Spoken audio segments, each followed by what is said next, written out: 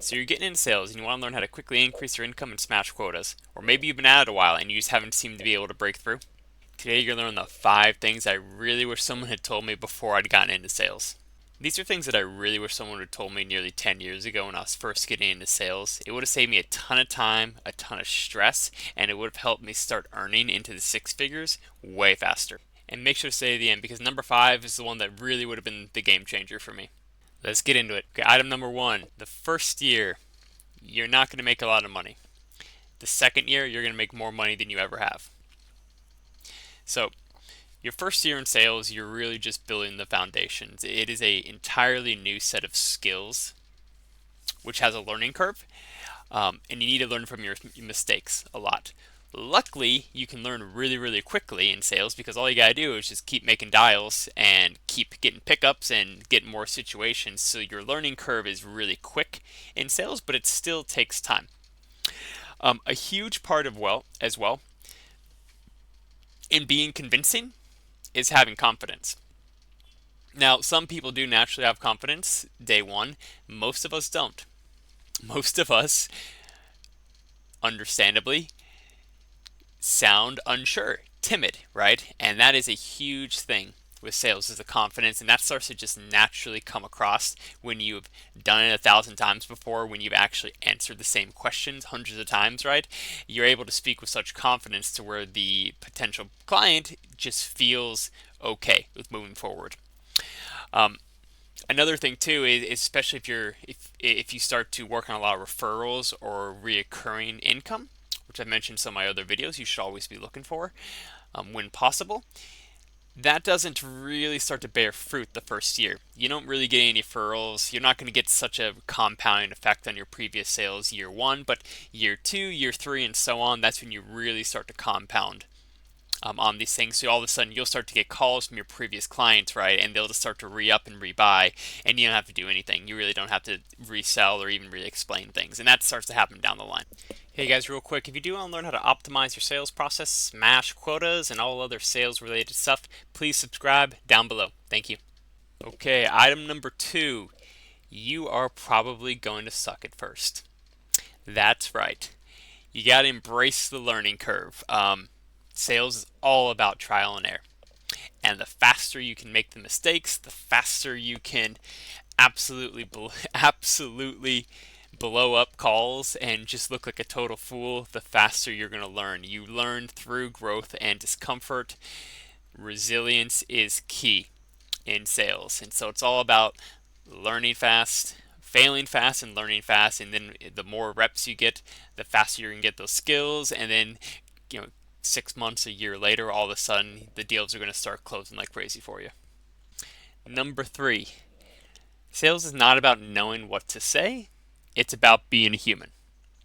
Okay, it's you're not. I mean, I still use this terminology, but when you're pitching a client, all you're doing is you're having a conversation. You're having a conversation. You're trying to deeply understand the client's needs, where they're coming from, be empathetic, put yourself into their shoes, and build the trust in the relationship. That is key. It is harder than ever to get the first sale, but it is easier than ever to get the second sale. I'll say that again. It is harder than ever to get the first sale. People are bombarded, people have been burned before, people don't trust you. But once you've entered that and you've gained their trust, people realize that this is valuable and they don't want to look somewhere else. Okay, and the real way to do that and show that is be authentic. You know what I'm trying to say? Authentic, authentic. Be authentic and show that you're a human. Make mistakes, like when you can't say authentic, right? People are like, oh yeah, he's just another guy like me who makes mistakes, doesn't care. That is what comes through, and that's what people get that human connection with, and that's what makes them like you and want to buy from you. Number 4, a huge one. Your job is not to try and get them to say yes. Your job is not to convince them to do anything.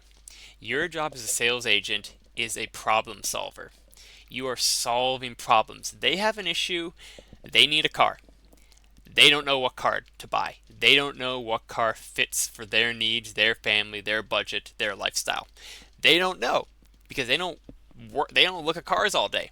It's a problem, and you sit down and you talk to them and you try and solve it together. It's about offering value. And the value really comes from that problem solving, taking all the pieces, hearing this, hearing that, doing this, understanding how the financing works. Okay, if you get started here, we can do this. If you add that feature on, that's going to help you with this, but it's going to cost more, etc., etc. Right? Oh, if you do this, that's better seats for the kids, with the safety stuff. All that, you can put it together and offer them a solution, which would be this model, this car, for instance, right? And that is what an excellent salesperson does. It's about creating alignment with the end goal and not pressuring them in any way ever to move forward when it's not the right fit. Number five, the last one. This is the one which I really, if I had to pick one, this is the one I wish someone would have told me. This is the one that would have made the biggest difference faster with my earnings, would have sped up the learning curve, all that good stuff. Is that your sales and your training mentor is probably right. Almost always. I don't know why, but sales is a skill that everyone thinks they know they can do when they're just getting started. Everyone thinks, oh yeah, you're just talking to people, right? I know how to talk to people. I do it every day. I talk all the time. Okay. Um, if you are one of the very few percentage of people who can do this naturally, great. Then you don't probably need a training mentor. I was not one of those people, and I can tell you 95% of you are not those people. Okay? They see what you don't see. This is also one of those reasons why if you ever record yourself and then go back and watch the tape, it's like appalling what you sound like and what you look like on the videos, okay? They can see that, but also more importantly, they've just seen they've seen it all before, right? If you do 1,000 sales calls selling similar products, you know the questions. You know every possible question there is about this potential product, and you know the best way to respond to it. So why is it you need to you want to relearn that and figure it all out? At least that's what I tried to do, and it caused me so much stress, and it slowed my production. It slowed down my learning curve to where I probably would have been able to crush it within under 6 months had I just done exactly what my mentor was saying. But it took me months long, probably like double that, because I was fighting. Food for thought. So I hope that's helpful, guys. If you have any questions, please drop a comment down below and I'll get back to you. Thanks.